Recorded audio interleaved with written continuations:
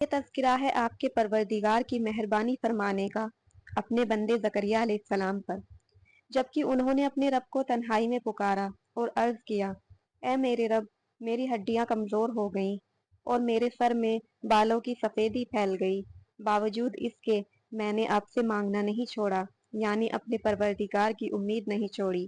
میں اپنے بعد اپنے رشتہ داروں کی طرف سے اندیشہ رکھتا ہوں، میری بیوی بانجھ ہے۔ اس صورت میں آپ مجھے خاص اپنے پاس سے ایک ایسا وارث یعنی بیٹا دے دیجئے کہ وہ میرے علوم خاصہ میں میرا وارث بنے اور یعقوب کا وارث بنے۔ اللہ نے فرمایا، اے زکریا، ہم تم کو ایک فرزند کی خوشخبری دیتے ہیں جس کا نام یحییٰ ہوگا۔ اس سے پہلے ہم نے کسی کو اس کا ہم صفت یعنی اس کے جیسا نہ بنایا ہوگا۔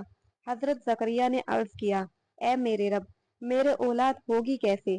میری بیوی بانجھ ہے اور ادھر میں بڑھاپے کے انتہائی درجے کو پہنچ چکا ہوں۔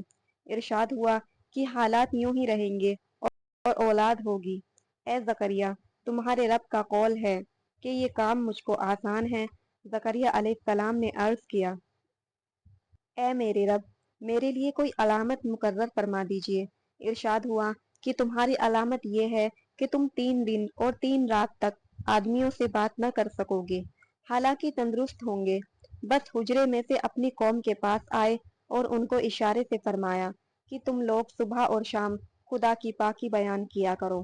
اس طرح ان کے یہاں حضرت یحییٰ پیدا ہوئے۔ فرمایا، اے یحییٰ، کتاب کو مضبوط ہو کر لو، اور ہم نے ان کو ان کے لڑکپن ہی میں دین کی سمجھ اور پاکیزگی اخلاق کی عطا فرمائی تھی، اور وہ بڑے پرہیزگار اور اپنے والدین کے فرما بردار تھے اور خدمت گزار تھے، اور حق تعالیٰ کی نافرمانی کرنے والوں میں سے نہ تھے۔